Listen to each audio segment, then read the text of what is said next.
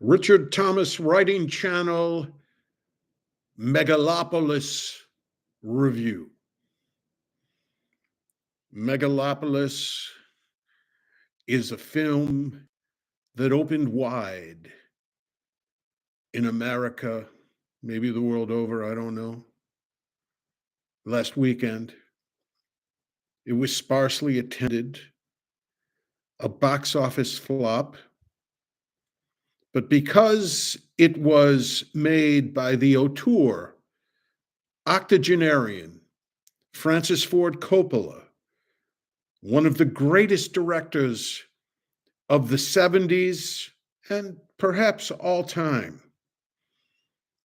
It garnered, I like that word better, garnered much attention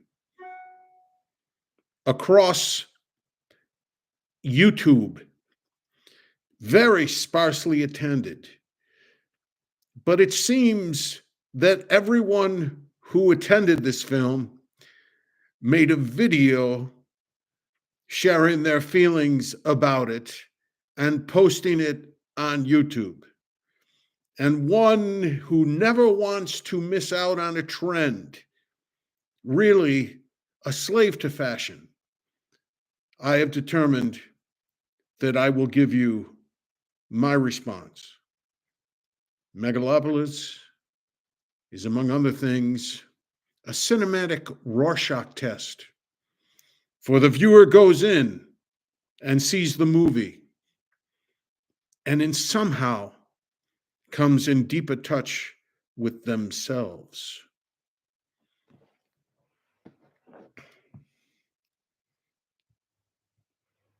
These are notes that I will improvise off of that were made in a series of email. Email, by the way, is the plural of email. Just as you wouldn't say, I got several pieces of mails. I sent several email to my friend. And this will be the basis of my response, a very complex response to Megalopolis. Just saw actually I saw it Saturday afternoon. It's currently Monday, September the 30th. Just saw Megalopolis. I think I could have written it. I could have done the job for less than $150 million.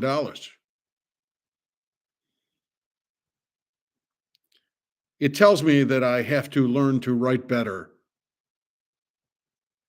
The personal, the political, the influences from Emerson to Shakespeare, to Coppola's own movies, to other movies, to his own life, to current events, all are influences that inform Megalopolis. I liked it. Well, not really. I didn't like it, as it turned out. I thought I did when I started writing these notes. I didn't like it at all. But I didn't hate it, and I didn't love it, and I didn't like it. And frankly, I think all that bullshit's beyond the point. I'm not here to give you a consumer report. You can look at a coming attraction and see what you want to see. If you want to see some weird-ass movie from an old man, go see it. Or go to watch Deadpool and Wolverine or whatever that bullshit is. Just waste your time and money however you want to do it. Personally, it was not a waste of my time. I'm glad I saw Megalopolis. It had more narrative than I expected. I didn't think, I heard the YouTube video. It really shouldn't be shown in a theater. It should be shown in the Museum of Modern Art. Bullshit. It's basically a fucking comic book. More narrative, but It did not drag. It did not drag. I'm 69 years old and I went to see Megalopolis and I never felt prompted to get up and go to the restroom and pee. And to me, this is a great achievement of a film. So the narrative, it was loaded with narrative. It had too much narrative. It had a bullshit narrative. It had a predictable narrative. It had a stereotypic narrative. And only the love story was like, I mean, the love story got a little boring. But the movie had a narrative. This movie failed at one thing that I always want in a movie or a book or a person or anything else. It didn't say anything I didn't know. There was nothing in this movie. I mean, oh, the great auteur. These are serious thoughts about the future of the world. Oh, I knew every fucking thing in this movie. There were no surprises in that regard. And I want my own writing to say things I don't know. And that's hard to do. It had all the memorable lines, which, by the way, I like the memorable lines. I like it. Marcus Aurelius and Emerson. I mean, I like that there's these quotes. I like it. But in the movie, they sort of fell flat. Because let me quote a great man, or at least a good writer, Norman Mailer, who said, if you use a quote or use a line from another writer, make sure you add something of your own. I hesitate to say that because scores of people don't listen to the stuff that I do, but people say, oh, well, that's yes and. I mean, that's yes and. He's talking about you. No, I'm not talking about fucking yes and. That's different. As a matter of fact, I can't stand fucking yes and. I think it's stupid. Yes and. What was the improv of the Third Reich? Yes and what else? The dominance of the crowd. So it's not yes and. It means intellectually, you don't just say, well, Nietzsche said that, and then say, make that your conclusion. That's not what the great quote is supposed to do. The great quote is not to lead you to certainty. The great quote is to lead you to wonder. Wonder. Okay.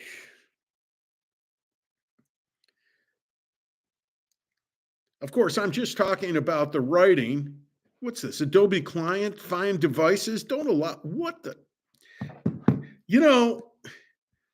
they bother me with all this bullshit. That should be in Megalopolis. That Adobe client, I'm making a video and Adobe client interferes. Doesn't it cross the algorithm's mind that I might be, forget it. This is the kind of thing. Okay. So I'm only talking about the writing because that's my, all I have is my mouth, so it's like, I thought it was, now this is what I thought in the beginning, visually, a stunning mural of contemporary America and a repeating moment in human history that America finds itself in. I'd like to put something that great into words. It's not that great. It's not that great. I mean, the more I thought about it, it's like a fucking graphic novel, which to me is a synonym for comic book. And it's not that great, but it's good. And actually, I think I'm not going to badmouth myself. I mean, when I write, I like the way I write setting and environment and everything.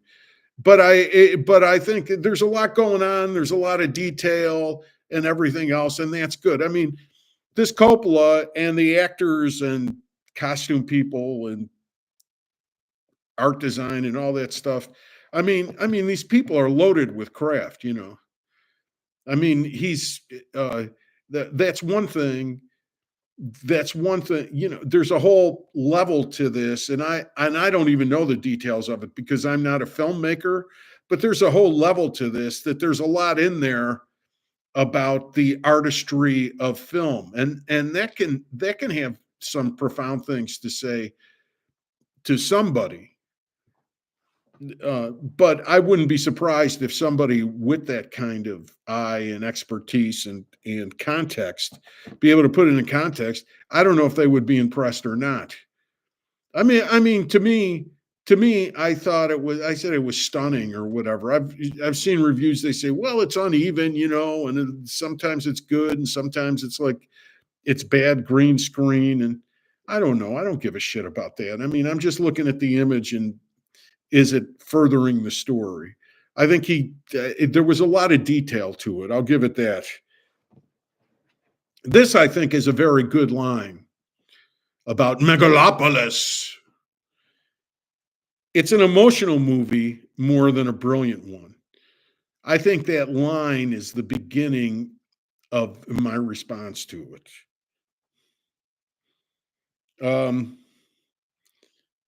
Even though the it was not, uh, it didn't do well at the box office at all, apparently, but there was a pretty good size and attentive crowd at the art house. I went to the Belcourt Theater in Nashville, and I think the audience was engaged. But the people in Nashville are so polite. I don't know what the fuck they were feeling, really. I mean, they're kind of like, I don't know. It's not unpleasant. I mean, I like being around them. I mean, you're you're likely not to be hassled. Okay, that in and of itself is good. So we're ahead of the game. Nobody's really bothering me. I wore my Harris Waltz hat. I have a camo hat, and I wore that day. I wore it to lunch, and I wore it walking into the theater, and I went to the drugstore, and I was wondering, how are the people of Nashville going to react to this hat? Is somebody going to shoot me in the head? I know, certainly the state of Tennessee. When I moved here, I got duped. I was told that I was going to a patch of blue, um, in the red state of Tennessee. It's not really a patch of blue. I mean, there's some people that are sort of liberal or whatever, but they're really conservative. But that's not. It's not much different than Chicago. I mean, I don't know. I don't know what's going on in the heads of these fucking people. Anyway, but if anybody didn't like my hat, I didn't hear anything about it. I think I might have got a smaller portion in the diner I went to, but you know, that's fine. But then, when they're watching a movie, you don't know. You're not hearing catcalls or laughter or anything. They're kind of like sedated. It doesn't matter what the movie is. Anyway, there's a moment in Megalopolis where a guy asks a question of the main character Caesar, who Cesar, who's played by Adam Driver, and I thought I liked that moment quite a bit. The movie went into a new gear at that point. So even though and it's a funny thing, and then for a second it became theater, and it wasn't just a movie. It's something about theater.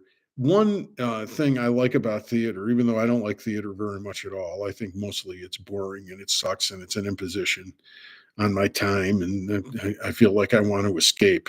Unless it's really really good, theater is awful to me. But there was like maybe uh, maybe a half minute or a minute of so a guy in the theater just stands up and he asks Adam Driver on the screen a question, and it was there to represent like the Coppola is contemplating the future and he wants people to have a discussion about the future, and the future. There's a line in there. It's about the questions we ask and everything. So Coppola is trying to bring us into the movie and saying we're the people that are going to make the future, and utopia is us asking questions together collectively. Of course, he contradicts that too. He has the exact opposite. This is like across. This movie is influenced by Ayn Rand. I think at one point Coppola even wanted to direct The Fountainhead. So it's Ayn Rand and then it's Viola Spolin.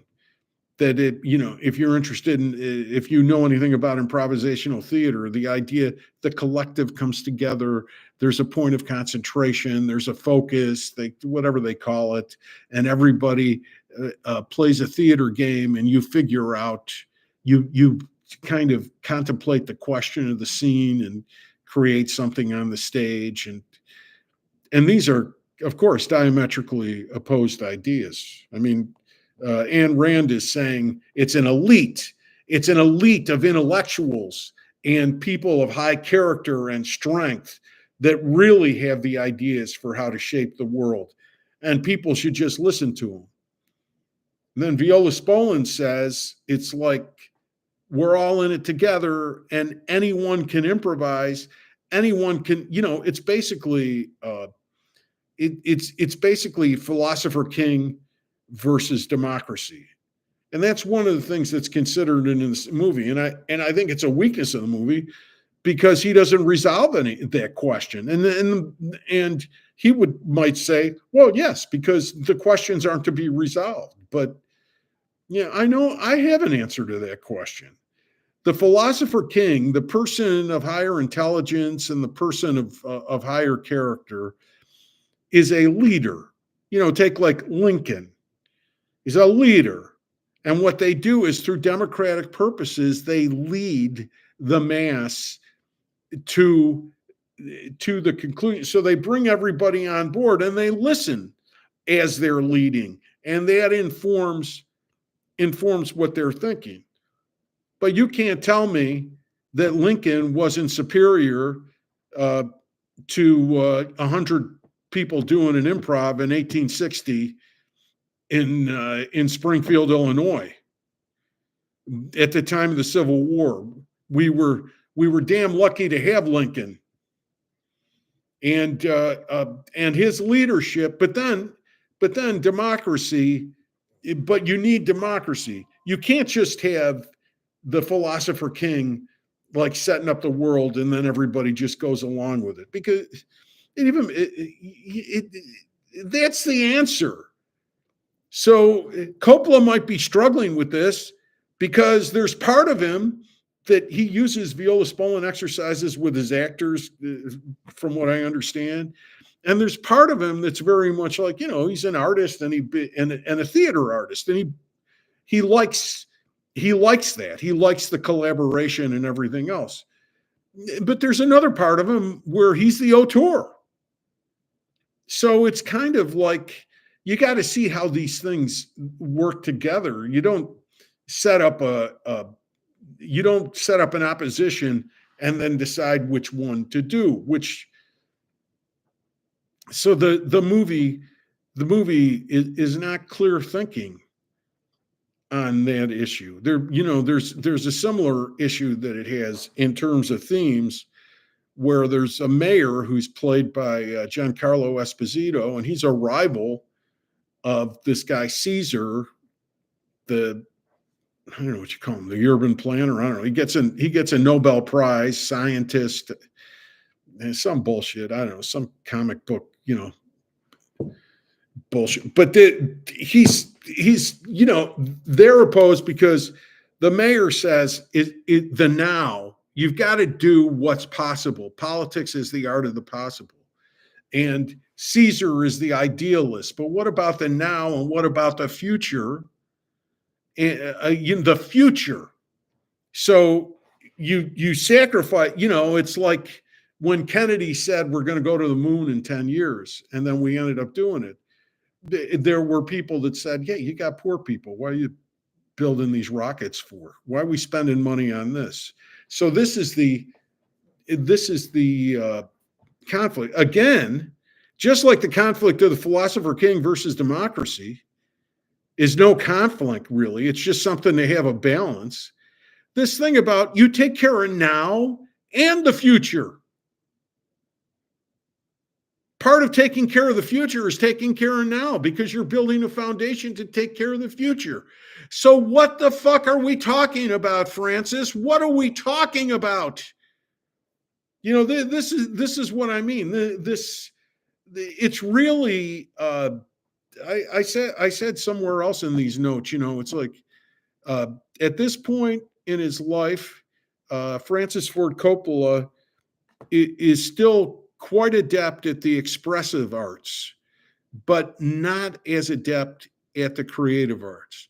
In other words, I think he's more adept at something like acting or painting and not as adept at something like writing. That's why it's an emotional movie.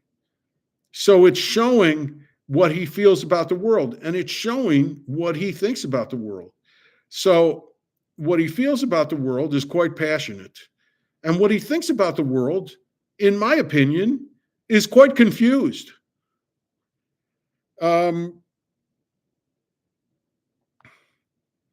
I personally enjoyed, and this is connected to what I said about not liking the love scenes. I like the big picture scenes more than the studies of the relationship. That love story was just flat for me. But I even said later that, I would have liked the big picture scenes to have even more cynicism. I thought there's this big circus scene. Basically, there's chariot races and there's a Vestal Virgin singing and Greco-Roman wrestling and all this other bullshit. I think as much as there's kind of a satiric bent to all of it, I still think it's sort of too glamorized.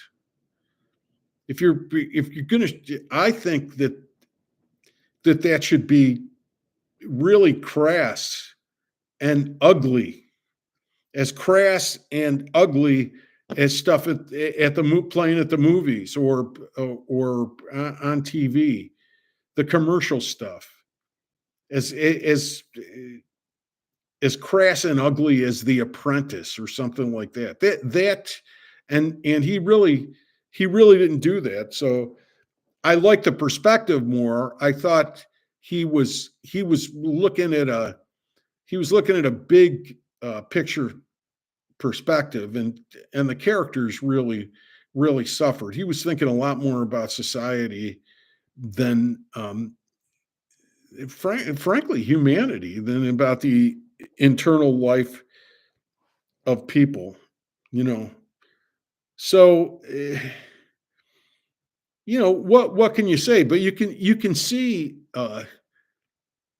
why I don't dislike it either. I mean, one thing I appreciate about Megalopolis is that it's provocative. But I don't know if I'm going to give it that much credit because I'm provoked by everything. Usually pissed off, and it ended up pissing me off too. And then I just make a note here about one minor character. Had a little bit of insight about life, a little bit. There's a withholding Italian mother, played by Talia Shire, plays Adam Driver, Caesar's mother. And my mother, I'm Italian, and my mother was not withholding, but she had an inner. And I thought that was very interesting. And it made me think of Tony Soprano's mother on a far superior piece of work. But about her, what was her name? Carmela? No, that was the wife. But I wanted more of that. I wanted more of that. I wanted me to think about life and America and not think about, no, you're wrong about that, or that's kind of hokey, or this. So, what else did I have? I said early on to my friend the notes, I said, see, I didn't want to criticize Coppola. So I said, I love the way it was made. I don't love the way it was made. I love the energy. Well, it was energetic. I don't know if I loved it, but I heard the song before in my own head. I mean, and let me translate. I was only remembering Francis Ford Coppola from the way his movies made me feel in the 1970s. And I really did not want to criticize him or dislike the movie. But I saw this movie and I saw some of the limitations of Francis Ford Coppola. And I'm glad I no longer have those memories from the 1970s because, and I might talk about it a little bit later. That's not who I am. I wouldn't want to watch the Godfather pictures now, or Patton, which he wrote the screenplay, or Apocalypse Now, or The Conversation, or any of those admittedly great films. I mean, he had like 4 or 5 in a row that were just like boom, boom, boom, really, really like some of the greatest films ever made. And I don't deny that, but I wouldn't want to sit through them now. So, God.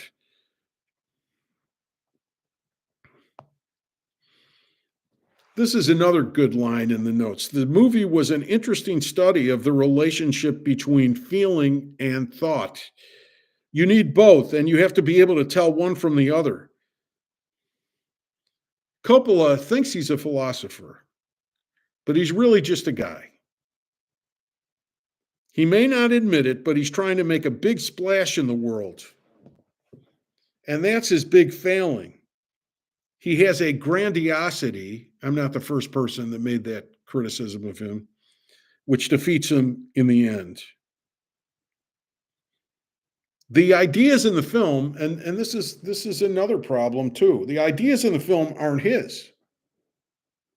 I'm losing energy right now. How long have I been talking? 27 minutes? Oh my God. The ideas in the film aren't his. They're ideas of others that he likes, influences, which we all have.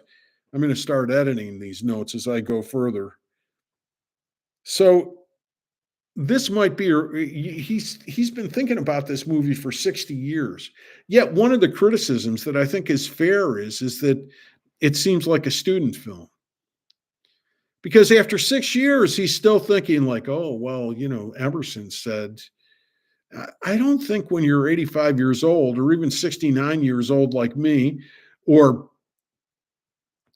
55 years old when I came to this iteration of my creativity and writing, I don't relate to Emerson that way. I'm in a dialogue with Emerson. I'm not, he even uses, okay, it's a takeoff on, it's called New Rome, so the Roman Empire, but he uses all these mottos and things that are chiseled into the side of buildings and everything.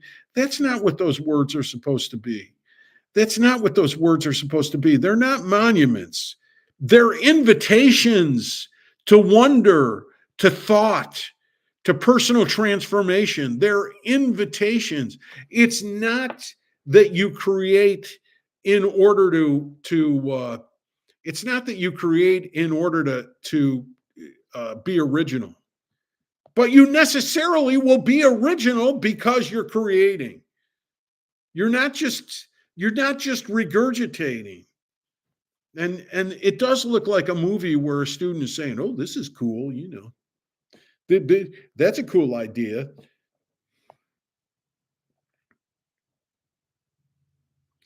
Again, I say it was like having a conversation with someone you really like who is confused.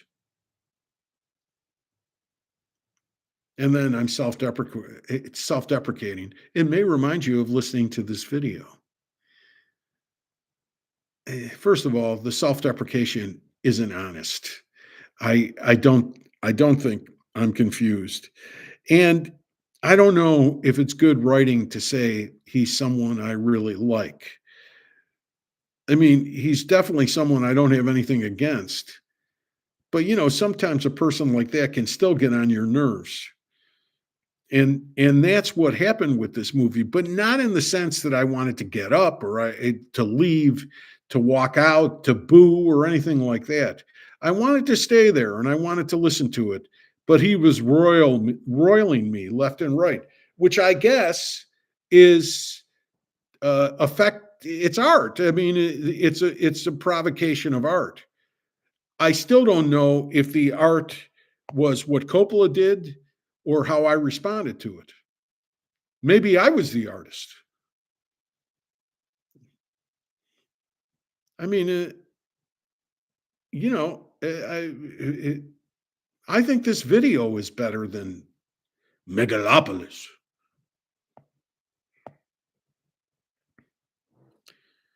I think this might be food for thought.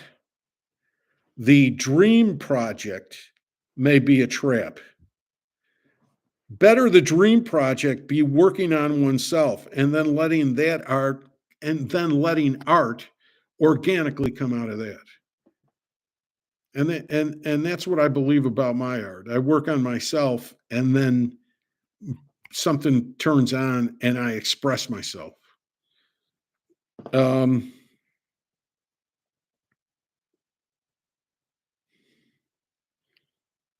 at one point, I think I saw that he made the movie Tucker, which when I saw that in the 80s, I was really like blown away by this movie.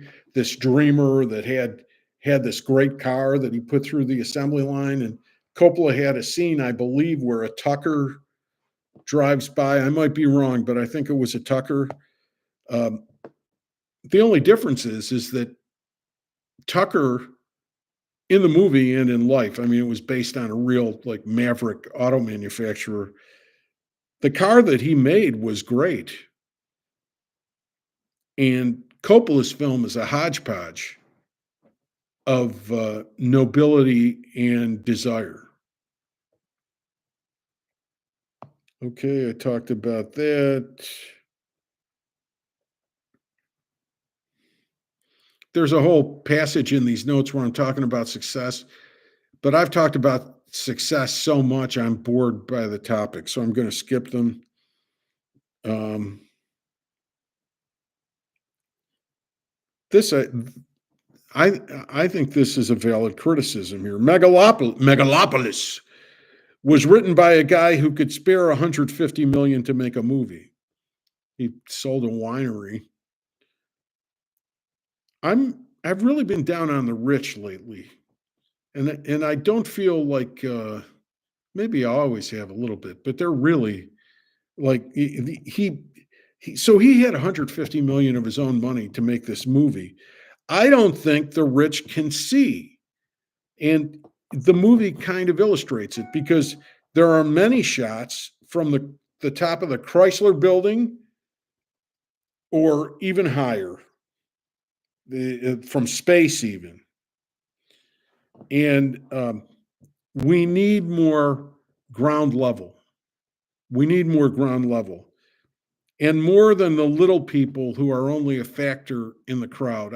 I got in a big discussion with my friend about this because I thought one of the biggest failings of the movie is everybody was rich. They were all the powerful. There were all these people with agency in the society, the media, you know, government, the intellectuals, and then they were the beautiful people, celebrity, entertainers, people that have that type of power. But the whole issue is that what kind of a world are we going to make for ordinary people? And the my friend made great points about the fact that because it's a fable, these are stereotypic characters and they're not fully developed. But one thing I would think could have helped develop them more is if you had some ordinary people where you saw in their characters how the decisions and choices and influences of the big people, the people high up in the air, how it affected their lives.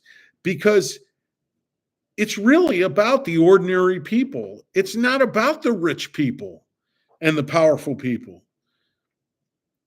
So, that's going to tell you what kind of people they actually are. How are they treating the people at ground level? There's one minor character that I thought was interesting, but underdeveloped. The guy is in a marching band, and he's just an ordinary guy.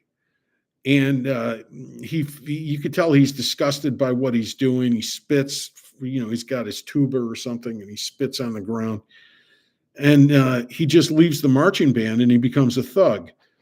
I thought he was kind of like uh, like a January 6th insurrectionist, like some of these people that are like car salesmen and cops or whatever, and then they decided to go down and smear shit over the walls of Nancy Pelosi's office or something. What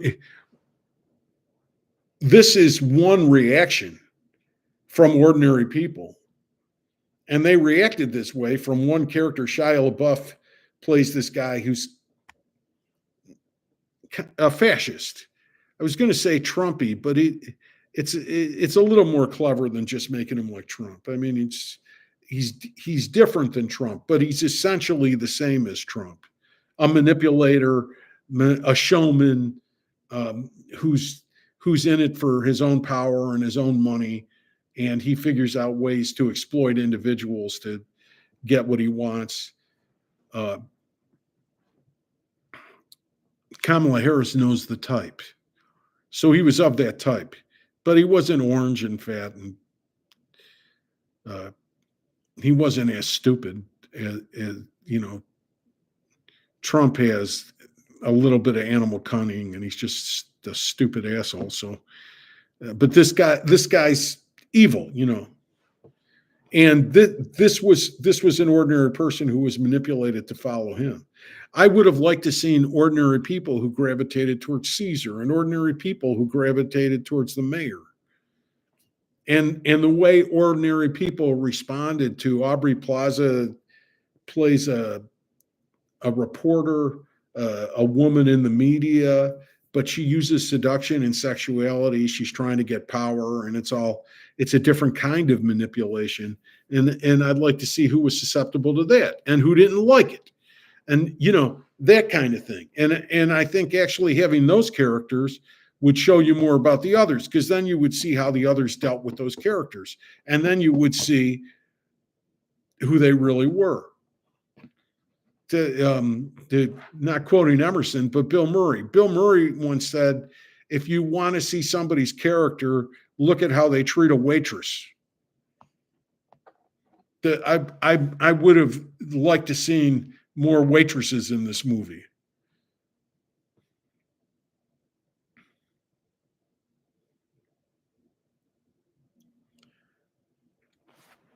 There's a big deal about Caesar has the ability to make time stop.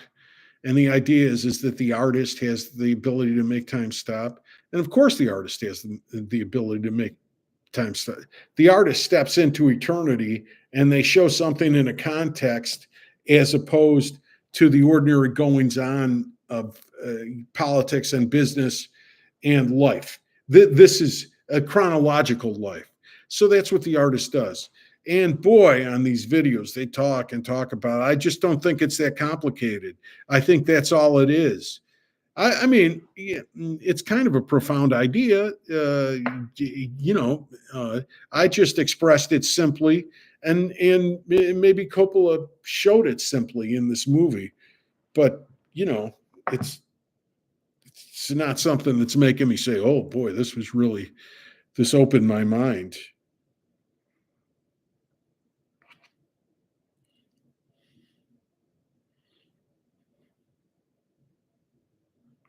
Let's see.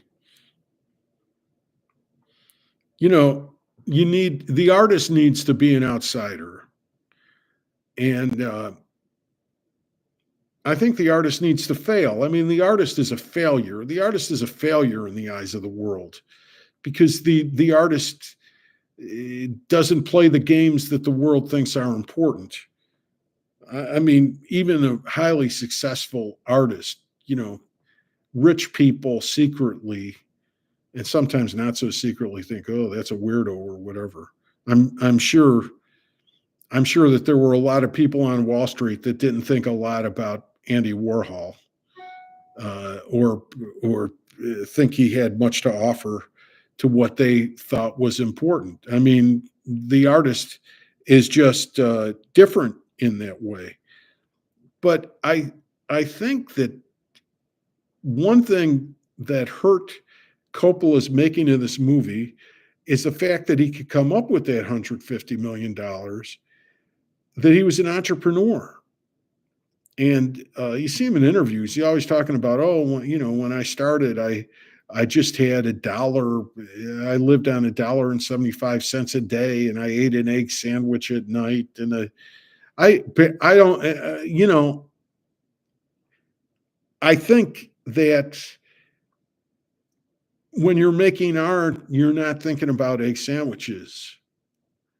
Uh, this is the future that Coppola talks about, and this is his own conflict. So he's got the conflict with the mayor who says you have to take care of here and now. And he has this thing inside him that wants to think about the future. Well, art thinks about the future, and politics and business think about here and now. And really, the balanced life has a foot in each one of those things. But he's trying to determine which has primacy over the other, which is the wrong question. You just you live in time and you live in eternity, and you need to be connected, and you need to take care of yourself in both. Uh, okay.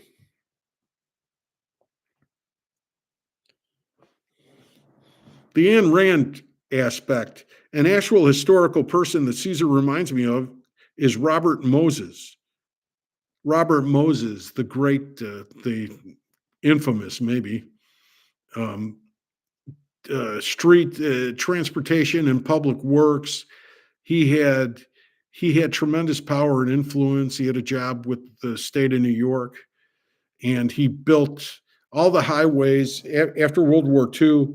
He built all the highways and parks that, like, in those highways, a lot of them devastated New York City. I mean, he built 4-lane highways in between neighborhoods and just like ruined communities and destroyed a lot of stuff that's very good.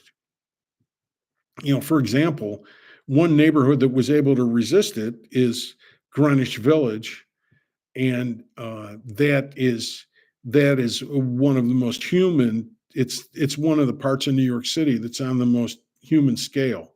And there were a lot of other neighborhoods like that, and they're gone because Robert Moses built the area for cars instead of for people.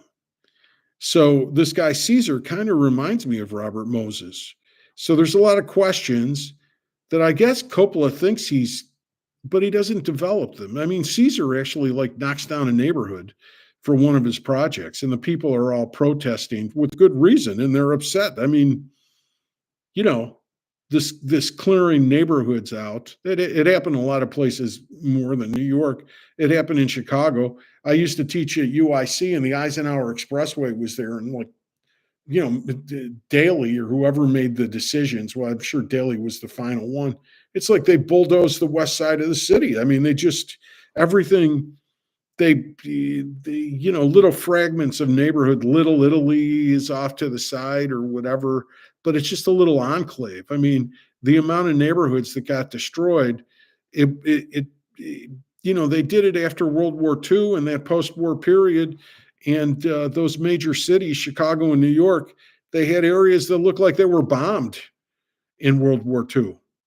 So, and Caesar's kind of like this. So that character is a lot more complicated he's basically presented as the good guy. You're supposed to lean in with him, even though the themes that come out are muddled, and it's not. I don't know. I mean, I didn't hate it. I didn't dislike it, but Megalopolis is not good. I'm starting to understand. That's what I thought about it. Okay, ego. I'm not going to talk about that. I go in this whole thing about um, Coppola's filmography, and I'm not going to go into that now. Basically, his great films were for hire. I mean, Patton. He was hired to write that screenplay. The Godfather. That was a book that existed. Apocalypse Now was not for hire, but it was based on Joseph Conrad, Heart of Darkness, right? So he had a book. The Conversation is one that he wrote himself that is really, really a good story. And then after that, he made a movie called One from the Heart, which was very experimental. And he made some more good movies. Tucker, The Rainmaker. He made good movies. So, my friend keeps arguing. He says, well, he has a right now, at 85 years old, to make the movie. Yeah, of course he has a right to do it. And he has a right to express it. But it doesn't mean that it's very good. This expresses it. It's like, I think it's fine for people to have dreams of personal status and ambition. It's just not my interest. Their status and ambition, that doesn't do anything for me. I want them to make things that I can engage with and learn about the nature of time and eternity, which really the mayor represents time and Caesar represents eternity, but he doesn't tell me shit about them. I'm also self-involved. Besides Francis Ford Coppola, I don't get to spend the artist's money. I don't get to enjoy the perks of their acclaim. I'm looking for things that edify my life and the fate of the world. That's what I'm looking for.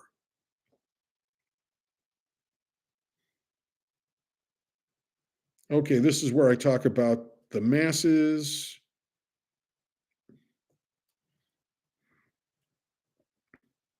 This is kind of personal and speaking with my friend. I think I talked about this, the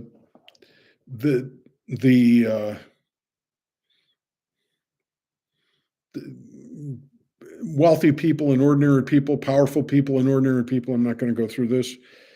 Yeah, I talked about that. I'm not going to go into that.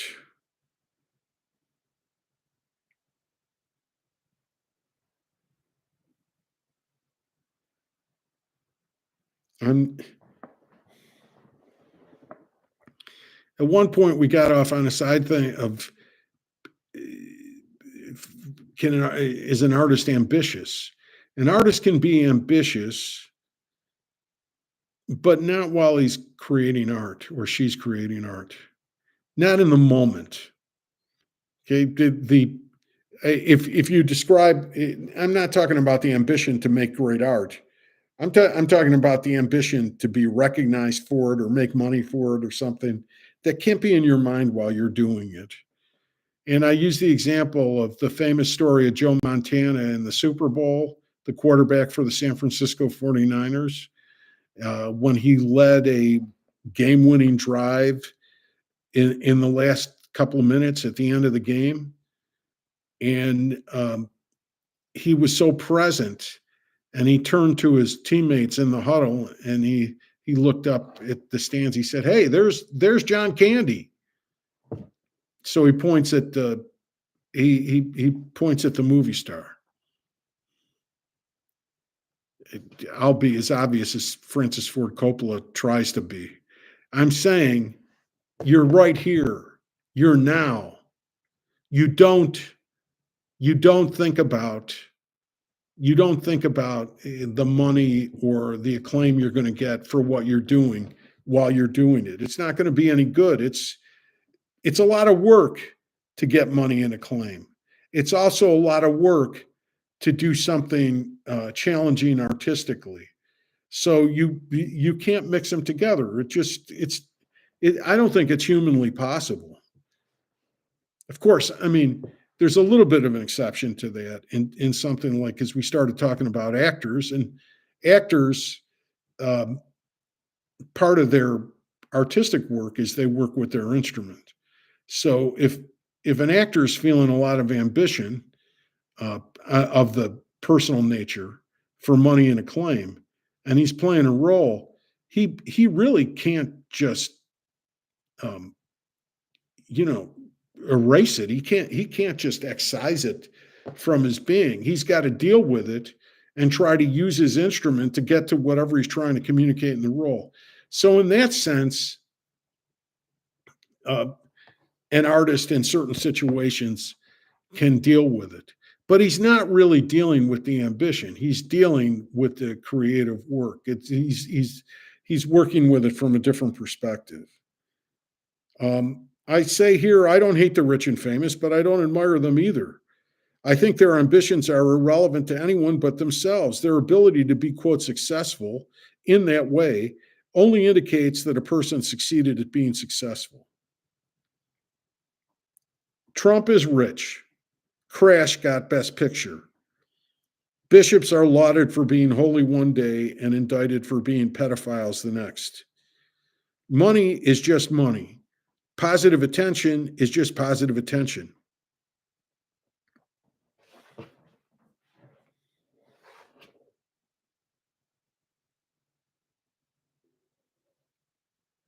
Okay, I'm going to skip that.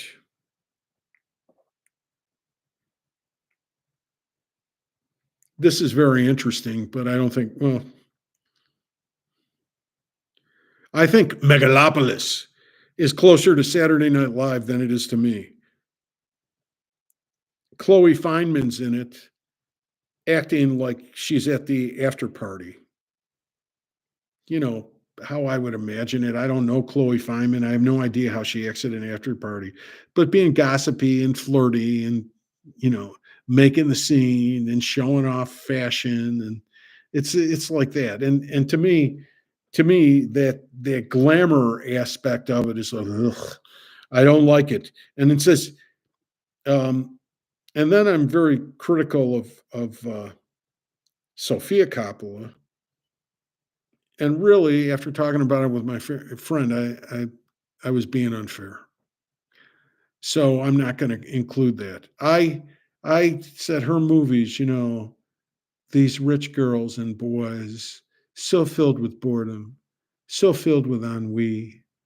At the Beverly Hills Hilton, or where, no, the Chateau Marmont, I think that's where it was, in somewhere, or Marie Antoinette. But my friend pointed out to me that Scarlett Johansson in Lost in Translation, where she has a deep connection with an older man, Bill Murray, who's a movie star in Tokyo at a luxury hotel and in other places. He said she's a very sensitive soul. Because I made the point, I said, I'm finally learning, why should I like these people? These people don't like me. These people think I'm a jerk. They think I'm a loser, whatever. It's like, fuck them. But he said, I think she'd really like you because she's a sensitive soul. And she said, if she heard you doing a reading, she'd come up and introduce this character, not Scarlett Johansson. Said the character would come up and introduce herself to you. And I think he's right. And I think I should have been a little bit more charitable, because certainly Lost in Translation, uh, I I should be patient and understand anybody who's been lost.